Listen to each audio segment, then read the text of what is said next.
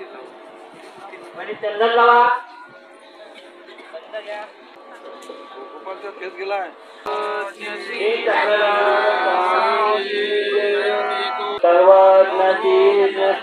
चक्रधर स्वामी की जय.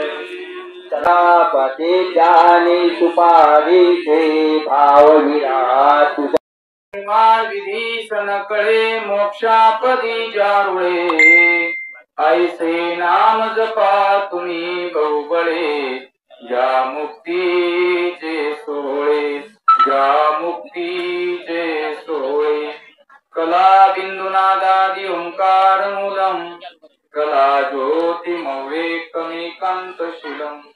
कटाक्षं कृपातारकं दीनबन्धुं. भजे नित्य श्रीदत्त पादारविन्दं. भजे नित्य श्रीदत्त पादारविन्दं. तया मन माझे गुरुपदा. जेने दाखविले असे आनंद कंदा. तूपकार मदन पिठे कदा. देवा परमानंदा तूच फेडी. देवा परमानंदा तूच फेडी. सर्वज्ञ श्री चक्रधर. आवाज करा. सर्वज्ञ श्री चक्रधर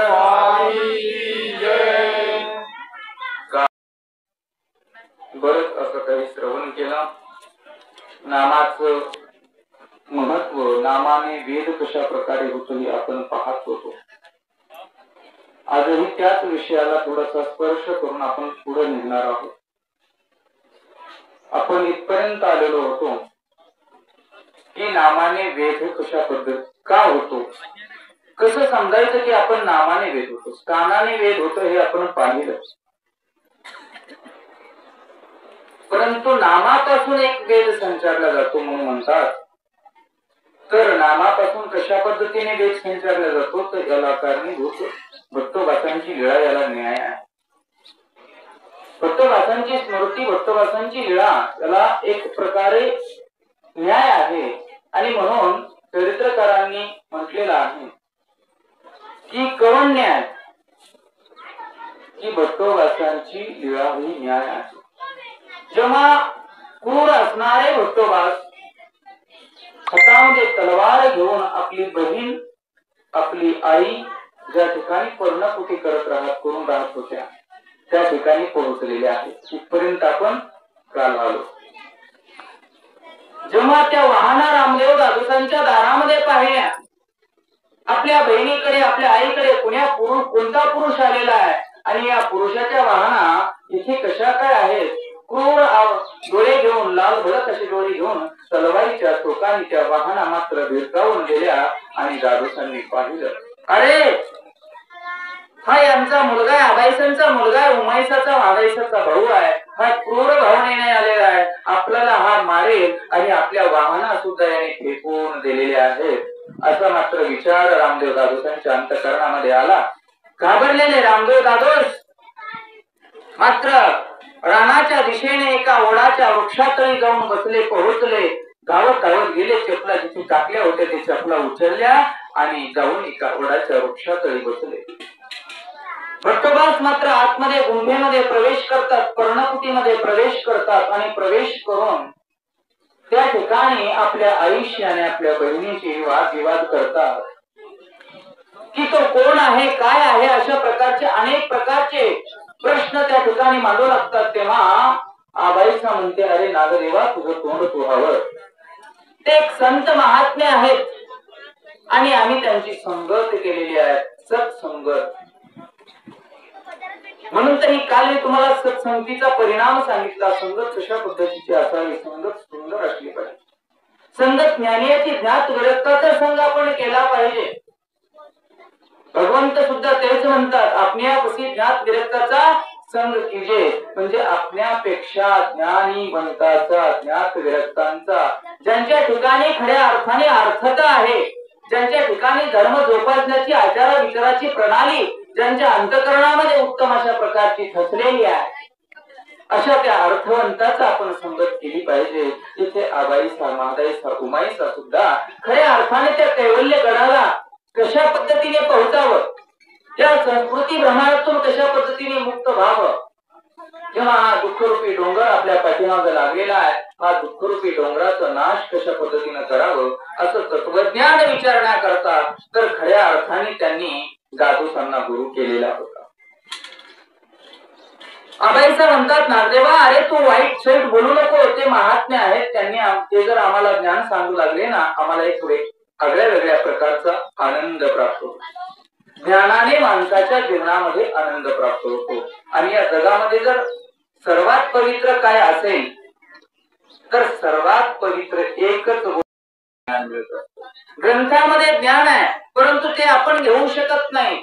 आणि संतांकडे जे ज्ञान आहे ते आपल्याला घेता येतं. आणि म्हणून सगळ्यात महत्वपूर्ण, ज्याप्रमाणे एखाद्या हायस्कूलमध्ये, एखाद्या शाळेमध्ये, एखाद्या कॉलेजमध्ये जोपर्यंत पुस्तकं आहेत परंतु शिक्षक नाही आहे तर ते ज्ञान घेता येतं का? नाही येत. तसं संत हे एक प्रकारे शिक्षक आहे. आणि म्हणून ग्रंथातलं ज्ञान आणि त्या ग्रंथातलं ज्ञानामृत आम्हा तुम्हाला पाजत असतात. तेच संत दादोस त्या ठिकाणी महादाईसाला, उमाईसाला आणि आबाईसाला ग्रंथांमधलं ज्ञान सांगत. गोसावी यांच्या काही श्रवणीय असणाऱ्या लीळा मात्र त्यांना त्या ठिकाणी श्रवणीय सांगत होते. आणि त्यामुळे भगवंताचा नामोच्चार वारंवार केल्यामुळे त्या ठिकाणी त्यांना एक प्रकारे महादाईसा, उमाईसा आणि आबाईसा या तिघींना एक प्रकारे वेद संचारला जायचा. हा वेद खऱ्या अर्थाने महत्वाचा आहे. आणि मग जेव्हा नागदेवाचार्यांना सांगतात, अरे ते आम्हाला काही लीळा सांगत होते, आम्हाला काहीतरी ज्ञान सांगत होते, तू उलट सुलट बोलू नको. त्यांच्याकडून ज्ञान श्रवण केल्याने या जीवात्म्याला आनंद प्राप्त होतो रे, आम्हाला सुद्धा आनंद प्राप्त होतो. असं आबाईसाचे शब्द ऐकून मात्र नागदेवाचार्यांचा अनावर आलेला राग मात्र आवरण्यात घेतला. आणि आवरण्यात घेऊन थोड्या वेळाने शांत झाले, डोळे गार झाले, थंड झाले, पांढरे झाले. आणि रागातून बाहेर पडल्याच्या नंतर, राग ही अशी गोष्ट आहे, गीतेमध्ये म्हणलेलं आहे, क्रोधात भवती समोह, संमोहात स्मृती विभ्रम, ब्रह्मशात बुद्धिनाशो, बुद्धिनाशात प्रणश्यती. म्हणजे राग ही अशा प्रकारची गोष्ट आहे की क्रोधाने हा व्यक्ती मात्र भरकटल्या जातो. आणि भरकटल्या गेल्यामुळे याची बुद्धी भ्रष्ट होते. आणि बुद्धी भ्रष्ट झाली की या जीवाचा विनाश होतो. आणि म्हणून म्हणतात ना, विनाशकाले विपरीत बुद्धी आपल्या अंतःकरणामध्ये नको असेल तर खऱ्या अर्थाने आम्हाला तुम्हाला काय करावं लागेल? ज्ञान आत्मसात करावं लागेल. संत मात्र त्या ठिकाणी नागदेवाचार्यांचा राग मात्र अनावर आलेला शांत झाला. आणि नागदेवाचार्य थोडासा विचार करतात. कोणतीही गोष्ट विचारपर केली पाहिजे. हा आता छान आहे. कोणतीही गोष्ट विचारपर केली पाहिजे. जोपर्यंत आपल्या तुमच्या अंतःकरणामध्ये विचार येत नाही, विचाराचं एका प्रकारे गाठोडं आमच्या तुमच्या अंतःकरणामध्ये दृढ होत नाही, तोपर्यंत आम्ही तुम्ही खऱ्या अर्थाने कैवल्यगड गाठवू शकत नाहीयेत. आम्ही तुम्ही खऱ्या अर्थाने साधनांची सेवना करू शकत नाहीयेत. आणि म्हणून ज्ञानाचं गाठोडं आणि विचाराचं गाठोडं आम्हाला आमच्या जीवनामध्ये आहे. तुम्ही म्हणाल की जीवनामध्ये खऱ्या अर्थाने अनुसरण घेतल्यानंतर फक्त आचाराची गरज आहे, नुसुद्धा आचार करूनही जमत नाही. आम्हाला तुम्हाला जर अनुसरल्यानंतर कैवल्यगड हवा असेल तर आम्हा तुम्हाला ज्ञानाबरोबर विचार हवा, विचाराबरोबर आचार हवा आणि आचाराबरोबर स्मरण हवं, नाम हवं. ते नाम सहाय्य करतं. ते नाम खऱ्या अर्थाने आम्ही वारंवार ज्या नामाचा उच्चार केला, ज्या नामाचा चिंतन जयघोष केला, त्या नामाने आमचे अनेक कर्माच्या राशी नासतात. आणि म्हणून नागदेवाचार्य मात्र विचार करतात. आपण क्रोधित झालो, आपली आई तर म्हणते यांच्यापासून ज्ञान श्रवण केल्यानंतर आनंद मिळतो, खरंच असेल का? एक वेळा प्रयोग करून पाहण्याकरता काय चाललेलं आहे? पैसे चाललेले आहेत का? नाही. आणि म्हणून नागदेवाचार्य वेगाने लगेच शांत मनाने, शीतल मनाने जिथे रामदेव दादोस जाऊन बसलेले आहेत तिथे जातात. रामदेव दादोस मात्र आचार्य येत आहेत, पाहतात आणि पाहून घाबरतात. आणि माझ्या आईने मला असं सांगितलं महाराज की आपण जर काही ज्ञान निरूपण केलं, आपल्या सहवासामध्ये आपल्या सानिध्यामध्ये राहून काही जर ज्ञान निरूपण केल्याच्या नंतर, ते ज्ञान आम्ही श्रवण केल्याच्या नंतर आनंद प्राप्त होतो म्हणे, खरं आहे का? तेव्हा दादोसांच्या मुखारविंदातून एक शब्द बाहेर निघाला, ते मात्र तो शब्द आमच्या आचार्यांच्या जीवन बदलून टाकणारा शब्द आहे. आमच्या आचार्यांचं अख्खं जीवन मात्र त्या एका वाक्यावरती बदललेलं आहे. जो सप्तधानाळ असणारे नागदेव आचार्य लोक म्हणतात ना, ते नागदेव आचार्यांचं जीवन बदलण्याची ताकद मात्र तेवढ्या एकाच वाक्यामध्ये होती. ते वाक्य आहे, दादोस म्हणतात, आमच्यापासून आनंद होतो किंवा न होतो हे काही आम्हाला माहिती नाही, परंतु आमचे जे गुरु आहेत ना श्री चांगदेव राऊळ, त्यांच्यापासून मात्र या जीवाला आनंद प्राप्त होतो. इतक्या तत्क्षणामध्ये द्वंद्वावस्था निर्माण झाली आणि नामाचा उच्चार आमच्या आचार्यांच्या कानी पडला आणि कानी पडताच क्षणी मात्र त्या ठिकाणी आचार्यांना स्फूर्ती निर्माण झाली की अरे, आपण त्या गोसावियांचं, त्या श्री चांगदेव राऊळांचं दर्शन घेतलं पाहिजे. वेद संचारला गेला आणि म्हणून म्हणतात नामे वेद. आमच्या आचार्यांना तिथून वेद झाला, जिथे रामसगावला पर्णकुटीमध्ये दादोसांची भेट झाली. ज्या वडातळी बसून नामाचा उच्चार त्यांच्या कानी पडला, तेव्हा वेद झाला. आणि म्हणून आपल्या जीवनातील सर्वात महत्वपूर्ण पायरी कोणती असेल, आणि आमच्या जीवनामध्ये तारुण्य नेणारी जर कोणती पायरी असेल, तर ती खऱ्या अर्थाने नाम आहे.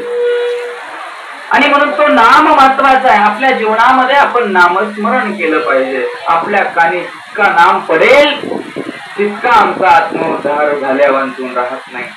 आचार्यांना जसा वेद संचारला गेला, तसा आम्हा तुम्हाला सुद्धा वेद संचारला जाईल. अवण शुद्ध प्राण्याला सुद्धा एक प्रकारे वेद संचारला जायचा.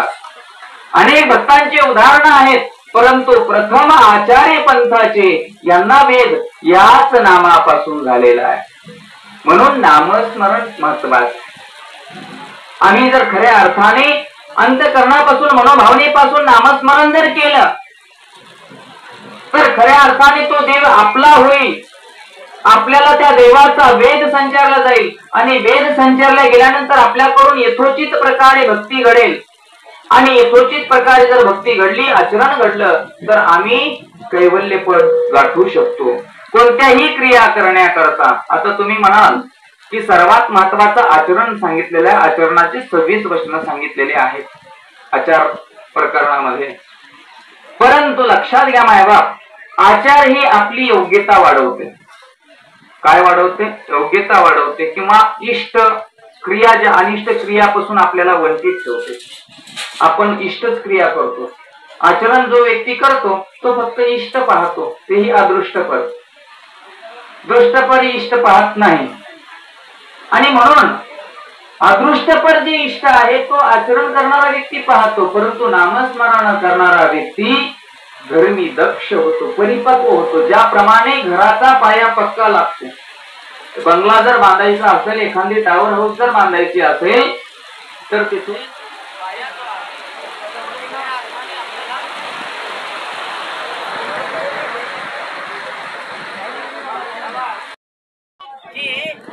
अरे तो तर आता फार चांगला झालेला आहे. तो आता श्री चांगदेव राऊळांच्या सान्निध्यामध्ये राहू लागलेला आहे. आणि श्री चांगदेव राऊळांच्या सान्निध्यामध्ये राहून तो त्या आत्मस्तुती करू लागलेला आहे. आत्मोद्धार करून घेण्याचा प्रयत्न तो त्या ठिकाणी करू लागलेला आहे.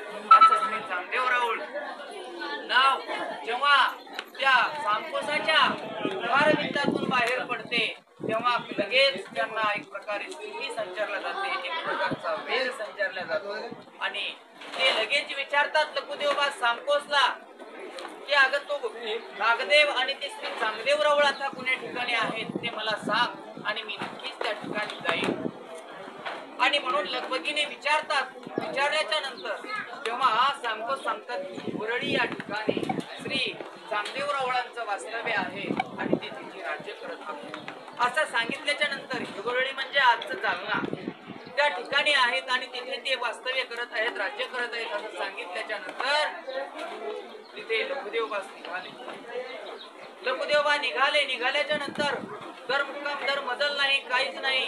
लागोपाठ रात्र झालेली आहे. रात्रीच्या त्या अंधारामधून सुद्धा त्या ठिकाणी पोहोचले. पोहोचल्याच्या नंतर दाराच्या जवळच भट्टोबा सकाळी सकाळी कुठेतरी व्यापारानिमित्त चाललेले होते आणि भट्टोबासांची लखुदेवबासांची भेट झाली. भेट झाल्याच्या नंतर भट्टोबास म्हणतात, अरे तू इथे कसं काय स्वामींच्या दर्शनाला आला, मला भेटण्याकरता आला?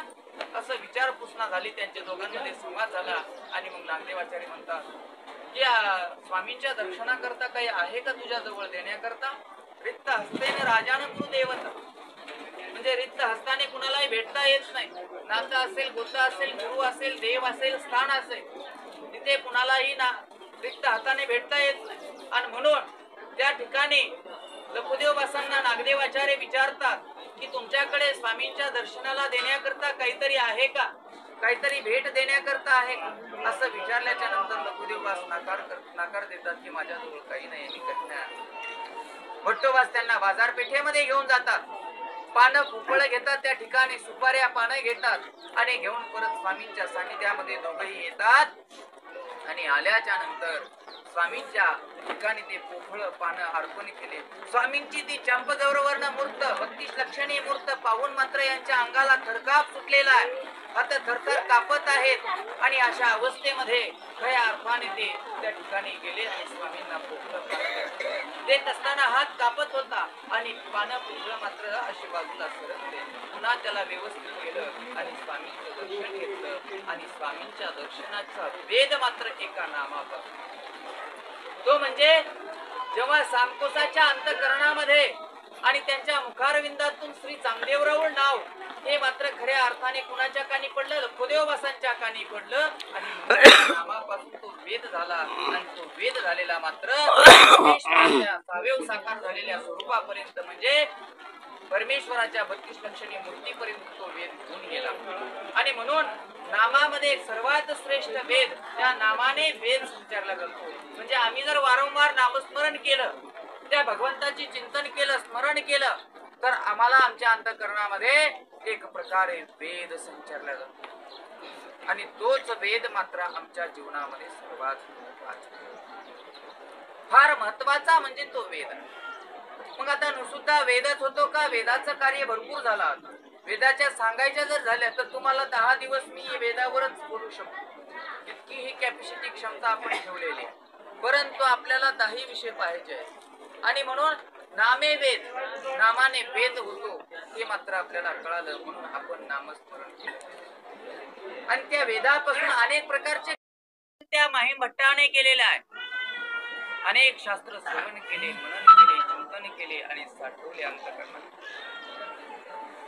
परंतु हातामध्ये गाडी घ्यायची, हातामध्ये मशाल घ्यायची आणि पायामध्ये वाळे बांधायचे गवताचे काड्याच्या आणि मशाल घेऊन फिरायची की ह्या पृथ्वीवरती, या सृष्टीमध्ये, या भूतलावरती हा माहिया सूर्य आणि आकाशामध्ये तो सूर्य, या 2 सूर्याच्या व्यतिरिक्त दुसरा सूर्य नाही, असा अहंकार मात्र शास्त्र पुराणी ग्रंथ अध्ययन करून त्यांच्या अंतःकरणामध्ये निर्माण झालेला होता. आणि गणपत अपयोला वाटलं. गणपत अपय हे त्यांचे मामाही होते एका नात्याने आणि एका नात्याने ते गुरुही होते. आणि गणपत अपय एके दिवशी माहीम भट्टांना म्हणतात, भट्टो, तुम्हा वाचल्याचे जर फळ हवा असेल तर तुम्ही काय करा की डोमेग्राम नगरामध्ये श्री चांगदेवराव नावाचे एक ईश्वर पुरुष राहतात. त्यांच्याशी जर तुम्ही चर्चा केली, धर्मवार्ता जर केली, तर त्या ठिकाणी तुम्ही तुमचं वाचल्याचं किंवा तुम्ही अध्ययन केल्याचं फळ परिपूर्णत्वास जाईल, असं माहीम भट्टांना गणपत अपयो त्यांचे मामाश्री एक प्रकारे सांगतो. तेव्हा माहीम भट्ट म्हणतात, ते काही संस्कृत जाणतात का? तेव्हा गणपत अपयो म्हणतात, संस्कृत जाणतात किंवा नेमतात हे काही मला माहिती नाही, परंतु मराठी मात्र अनिवार्य बोलत असते म्हणतात. काय म्हणतात? मराठी मात्र अनिवार्यपणे बोलतात. आणि म्हणून सर्वात महत्वाची मराठी भाषेला आपल्या सर्वज्ञ श्री चक्रधर प्रभू भगवंताने एक वेगळ्या प्रकारची दिशा दिलेली आहे. आणि म्हणून तुमच्या प्रांतामध्ये, अमरावती प्रांतामध्ये, रुद्रपूर या ठिकाणी, परमेश्वरपुरामध्ये आज विद्यापीठाची उभारणी, मराठी भाषेचं आर्थिक विद्यापीठ त्या ठिकाणी निर्माण झालं. मराठी भाषा ही फार महत्वपूर्ण आहे. का तर मराठी भाषेला का अभय दिलं तर आमच्या म्हाताऱ्या नागवतील, म्हणजे जे अज्ञानी व्यक्ती आहेत किंवा ज्यांना काही लेखनच जमत नाही आहे, त्या व्यक्तींना या शास्त्राची चर्चा समजली नसती, हे अध्ययन करून घेता आलं नसतं, हे आत्मसात करता आलं नसतं. आणि हे जर आत्मसात करता आलं नसतं, शास्त्र परमेश्वराने निरूपण केलेलं, तर खऱ्या अर्थाने या जीवाचा आत्मोद्धार होणं अशक्य होतं. आणि म्हणून त्या ठिकाणी देवाने सांगितलं, माईंभट्टांना गणपत अपयोने सांगितलं की मराठी बोलतात ते, मात्र संस्कृत बोलतात किंवा नाही हे काही आम्हाला माहिती नाही. आणि गणपत अपयो मात्र सांगितल्याच्या नंतर माहीन भट्टांना एक प्रकारे वेद संचारला गेला. श्री चांगदेव राऊळ नावापासून वेद संचारला गेला. वेद संचारताच क्षणी माहीन भट्ट म्हणतात, तुम्ही जेव्हा जाल तेव्हा मला त्यांच्या भेटी करता घेऊन जा. गणपत अपयोनी सांगितलं, ठीक आहे महाराज, काय हरकत, आम्ही तुम्हाला घेऊन जाऊ. गणपत अपयो मात्र आता खऱ्या अर्थाने त्यांना नेण्याच्या उद्देशाने एके दिवशी सर्वज्ञ श्री चक्रधर प्रभू भगवंताच्या भेटीला निघाले. माहीमभट्ट ही समवेत आहेत आणि माहीमभट्ट आणि गणपत अपयो दोघेही मात्र आता श्री क्षेत्र डोमेग्रामच्या दिशेने जात होते. डोमेग्रामच्या दिशेने जेव्हा जात होते ना, जात असताना रस्त्यामध्ये भामठाण नावाचं गाव लागत. भामठाण नावाच्या गावामध्ये एक सदग्रस्त होते, तेही सर्वज्ञ श्री चक्रधर प्रभू भगवंताच्या भेटीला जात होते. आणि गणपत अपयोंना त्या गावामध्ये काहीतरी काम निघालेलं होतं. तेव्हा ते सांगतात की भट्टो काहूर आहे. काय काहूर आहे ते काहूर मात्र ऐकण्यासारखं आहे. लक्षात घ्या, जीवाच्या ठिकाणी किती अहम भाव असतो. जेव्हा हा तमातून बाहेर निघाला, मायेने त्याला तमाच्या बाहेर लोटलं आणि अहम ब्रह्मास्मी, अहम ईश्वर, अहम अहम म्हणतच आला. परंतु इथे आल्यानंतर तरी देव म्हणतात, आता तरी पुढे हाची उपदेश नका करू नाश आपुल्या जीवनाचा. संतांच्या मुखारविंदातून आलं म्हणजे ते खऱ्या अर्थाने भगवंतानेच प्रेरित केलेलं असतं. आणि म्हणून मी म्हणलं भगवंत म्हणतात. लक्षात घ्या, संतांची जे प्रमाण असतात, आणि संतांच्या प्रमाणाला का म्हणतो, का तर त्यांच्या ठिकाणी नामस्मरणाने परमेश्वराचा वेद संचारला गेलेला असतो आणि परमेश्वर त्यांना सहानुभूती देतात काव्य रचनेची. आणि म्हणून म्हटलं की भगवंताने म्हटलेलं की आता तरी पुढे हाची उपदेश नका करून अशा आपल्या जीवनाचा अहम भाव असतो. देव म्हणतात, अरे आता तरी सुधरा, इथे आलात, कर्मभूमीमध्ये आलात, जीवाचा आत्मोद्धार करून घ्या. मी तुम्हाला सगळं काही सांगत आहे, परंतु जीवात्मा हा ऐकण्याकरता तयार नाही.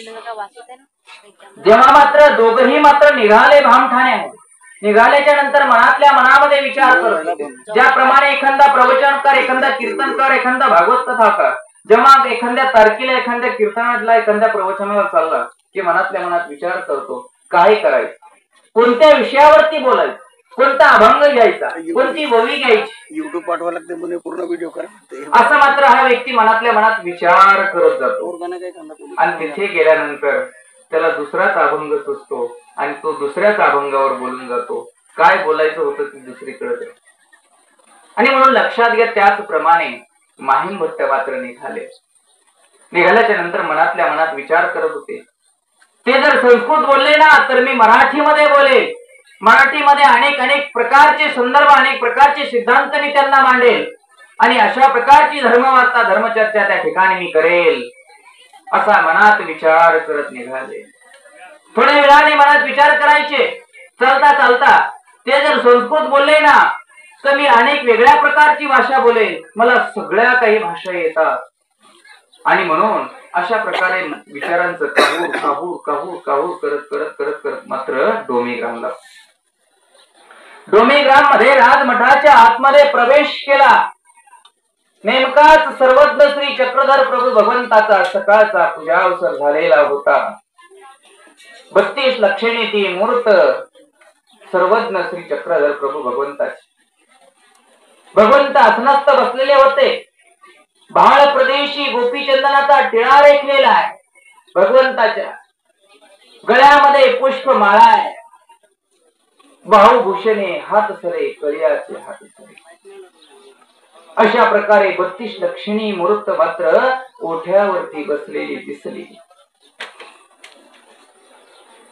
ओट्यावरती बसलेली दिसली. जे महात्मे होते त्यांनी दंडवत केला. स्वामींच्या दर्शनाला जी काही अंड होतं दिलं आणि माहीमट्टाच्या अंतःकरणामध्ये विद्वत्तेचा अहंकार मात्र जडलेला होता.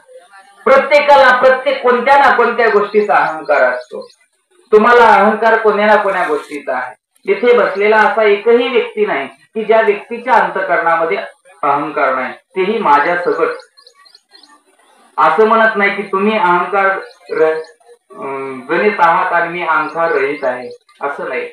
माझ्या सकट प्रत्येकाच्या अंतःकरणामध्ये काही ना काही अहंकार असतो आणि तो अहंकार मात्र त्याच्या प्रतिष्ठेवरून असतो. त्याला कुणाला प्रतिष्ठेचा अहंकार असतो, कुणाला ज्ञानाचा अहंकार असतो, कुणाला धनसंपदेचा अहंकार असतो. आणि तो ज्ञानाचा अहंकार घेऊन मात्र भगवंताच्या द्वारापर्यंत पोहोचले आणि द्वाराच्या आतमध्ये प्रवेश केला. भगवंताची 32 लक्षणे मूर्त, चंपी गौरवर्ण मूर्त, गळ्यामध्ये पुष्पमाळा, श्री बाळप्रदेशी गोपीचंदनाचा टिळा, मुखारविंदामध्ये पानाचा विडा आणि अशी 32 लक्षणे मूर्त जेव्हा दिसली त्यांच्या डोळ्याला आणि डोळ्याला दिसताच क्षणी क्षणार्धामध्ये अंतःकरणामध्ये जे ज्ञान होतं त्याचं निरसन होऊन गेलं. सगळं मात्र विसरून गेले आणि यांनी मात्र काया प्रणित केली. तरीही पहा, काया प्रणित केली. श्री चरणाला लागले नाही, दंडवत घातले नाही, फक्त काया प्रणित केली, म्हणजे फक्त हात जोडले. आणि माहीम भट्ट आणि ते महात्मे दोघंही बसले. बसल्याच्या नंतर बराच वेळ झाला. दुपारच्या भोजनाची तयारी आयती मात्र इकडे बाईसांनी केलेली होती. सुंदर अशा प्रकारचा स्वयंपाक त्या ठिकाणी तयार केलेला होता. भगवंताला देव बाईसा म्हणतात, बाबा जेवण करून घ्या. तेव्हा सर्वज्ञ श्री चक्रधर प्रभू भगवंत बाईसांकरवी त्या दोघांनाही ताट करवतात. स्वतःचही ताट होत आणि भगवंताला त्या ठिकाणी आरोग्य होते आणि या दोघांचं जेवण त्या ठिकाणी संपन्न होत. जेवण संपन्न झाल्याच्या नंतर सर्वज्ञ श्री चक्रधर प्रभू भगवंताने त्यांना सुद्धा तांबूळ दिलं. का तर प्रतिष्ठित आहे. तो कसाही व्यक्ती असो, एखादा महात्मा आहे, त्याच्या अंतःकरणामध्ये एक वचनाचं तो प्रतिपालन करतो, जास्त नाही करत, एक वचनाचं प्रतिपालन करतो. असा जरी महात्मा असेल तरी त्या महात्म्याचा आदर तिथे आपण केला पाहिजे. का तर सर्वज्ञांचं आपण शिकलं पाहिजे. भगवंताच्या लीळेमध्ये एक वर्णन आलेलं आहे, एक लीळा आहे. लुईपुई नावाचा एक महात्मा. लुईपुई नावाचा हा महात्मा, या महात्म्याला अनेक प्रकारचे व्यसन असतात. व्यसन काय म्हणतात? व्यसन म्हणजे मला दुपारी कोणीतरी म्हणलं, सकाळी का दुपारी, की बाबा आपल्या पंथामध्ये असं का, तर त्या याच्यावरून मला आठवलं गेलं की आपण हा संदर्भ इथे दिला पाहिजे. लुईपुई नावाचा हा जो महात्मा आहे, या महात्म्याला एक प्रकारे व्यसन होतं. त्या महात्म्याला मोसाहार करणे, मद मत्सर करणे, मद घेणे, अशा प्रकारचा व्यसन त्या ठिकाणी त्या महात्म्याला होतं. आणि राजाचा एक असणारा प्रधान, तो प्रधान काय करतो, तो प्रधान मात्र रस्त्याने जात असताना राजा कुठे तर सवारीला निघालेला आहे आणि प्रधानही त्याच्या सोबत निघालेला आहे. तेव्हा मात्र प्रधान समोर असतो, राजा पाठीमागा. प्रधान समोर होता, प्रधानाने घोड्यावरून उतरला आणि प्रधानाने मात्र उकंड्यावरती पडलेली हडकं खाणाऱ्या महात्म्याला, त्या लुईपुई महात्म्याला दंडवत केला, प्रणिपात केला.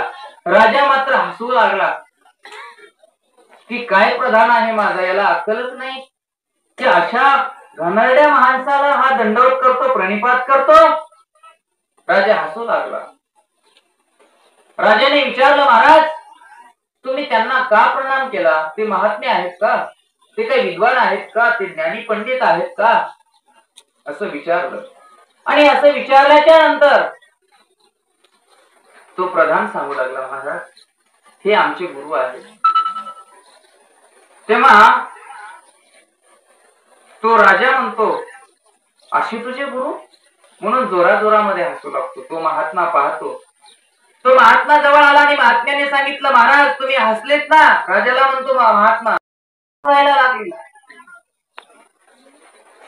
आणि मग महात्म्याची थोरी मात्र त्या ठिकाणी लक्षात आली राजाच्या. राजा लगेच धावत गेला, त्या महात्म्यांना क्षमा मागितली. महाराज मी क्षमा मागतो आणि आपला मला वेद आणि आपला मला चमत्कार, आपलं सामर्थ्य मला समजलेलं आहे.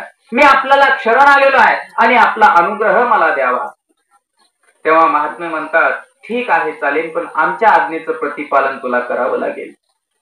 महात्म्यांनी अनुग्रह दिला. राजा प्रधानाने दोघांनी अनुग्रह घेतला. महात्म्यांच्या समवेत महात्म्यांच्या सेवेमध्ये राहू लागले. आता महात्मा म्हणल्यानंतर काय, अवघे विश्वची आमुचे घर. विश्वामध्ये कुठेही जा, महात्म्याला जिथे जाईल तिथे त्याचं घर.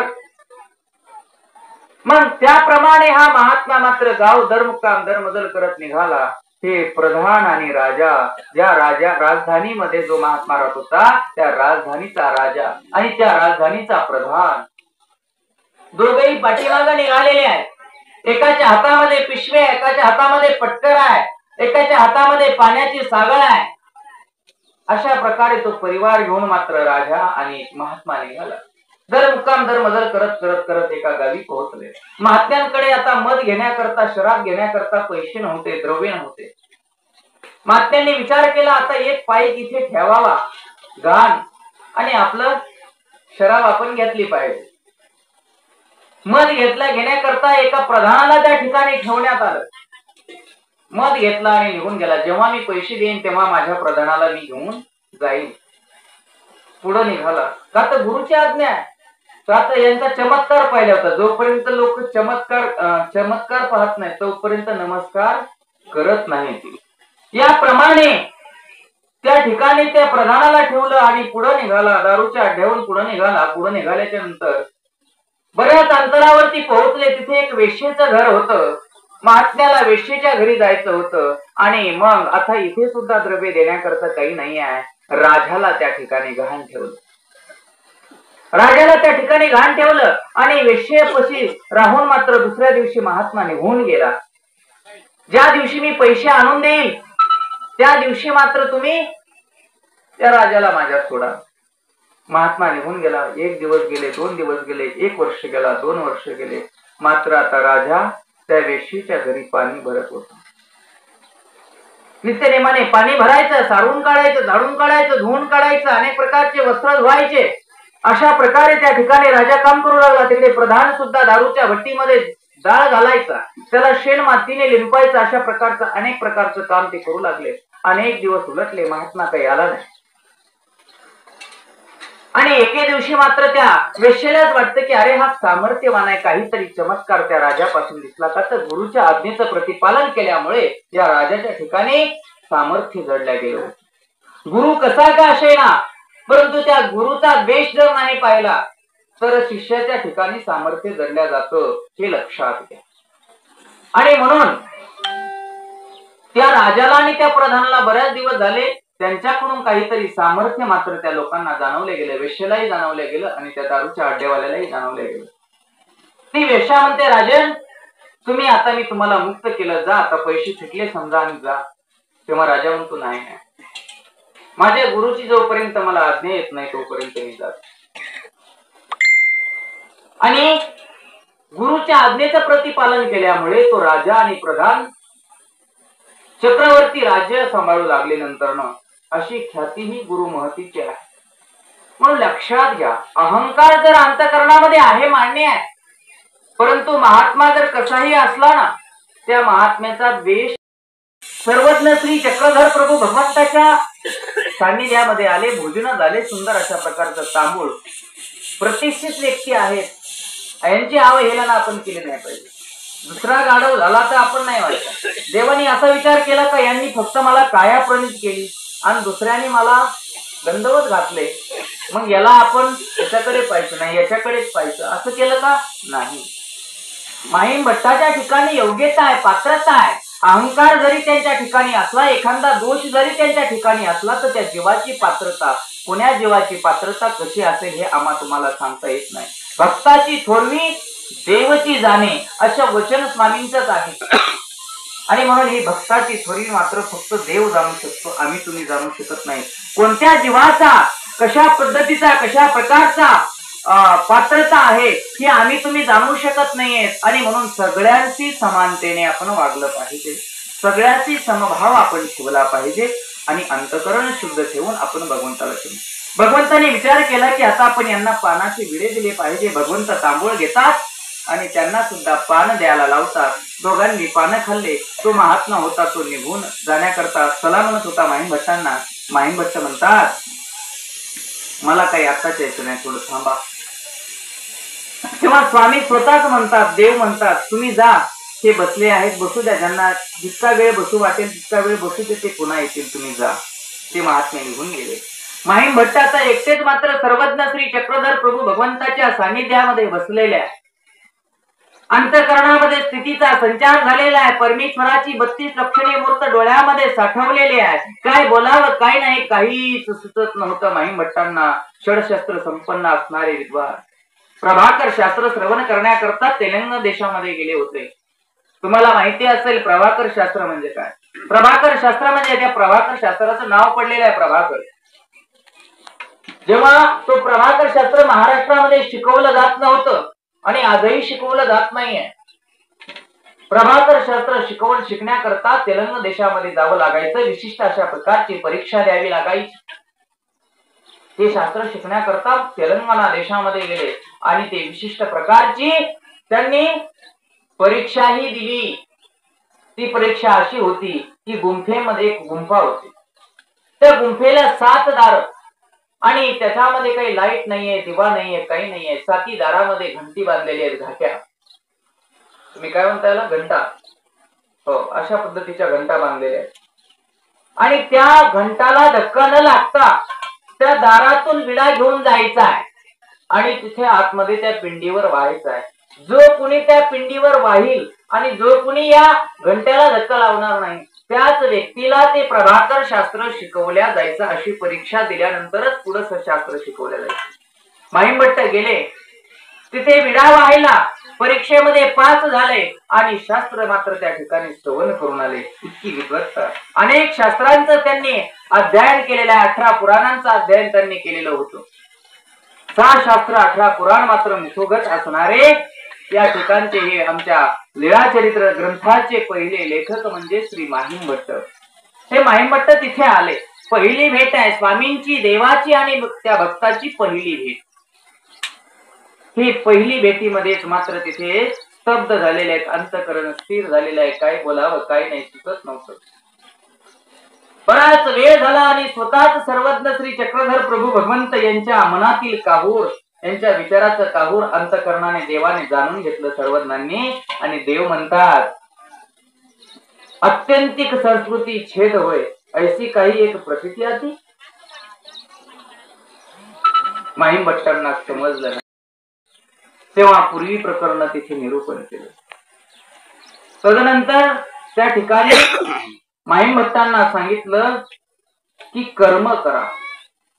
कर्म केल्याने अंतःकरण शुद्ध होतं आणि अंतःकरण शुद्ध झाल्याने काय होतं, भगवंताची अनन्य भावे भक्ती करता येते, अनन्य भावे शरण जाता येतं, परमेश्वराचा अनन्य भावे कैवल्य पद प्राप्त करून घेता येतं. गीतेमधला आणि लीळाचरित्र ग्रंथातला हा संदर्भ मात्र खऱ्या अर्थाने लागू. कलियुगातील गीता किंवा कलियुगातील अस्तिपरी सूत्रपाठ ग्रंथ किंवा लीळाचरित्र आपण म्हणूयात आणि द्वापर युगातील गीता. गोपाल कृष्ण ही तेच सांगतात, कर्मण्यवाधिकार असते मा फलेसु कदाचन मा कर्म हे फलतुर्भूर माते कर्म माते समृस्त कर्मणे. म्हणजे कर्म कर, फळाची अपेक्षा अजिबात करू नको.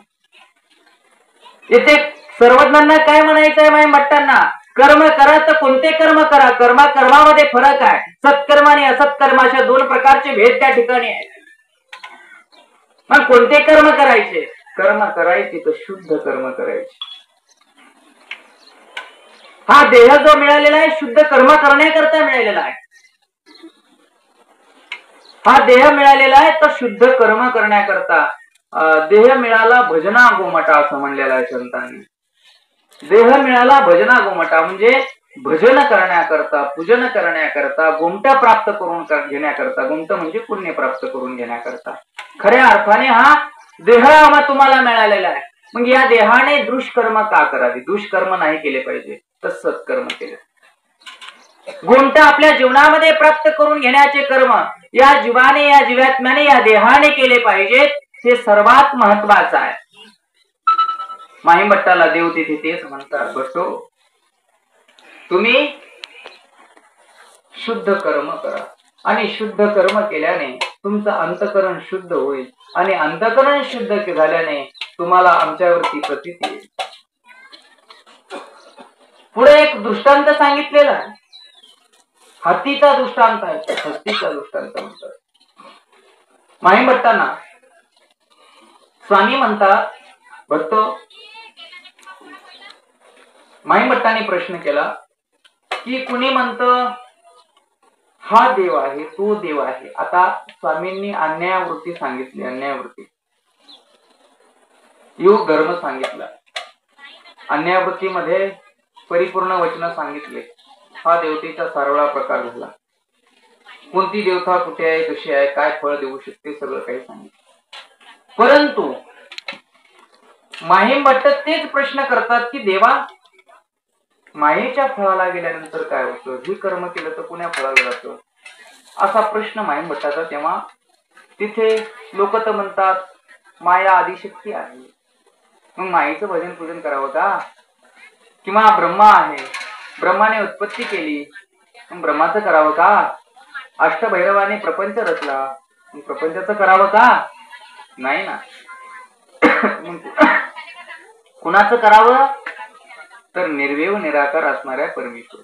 पण तो सावेव साकार झालेला जो परमेश्वर आहे त्या परमेश्वराची 5 वचनं सांगितले. तुम्हाला काल सांगितलेले 5 नामं.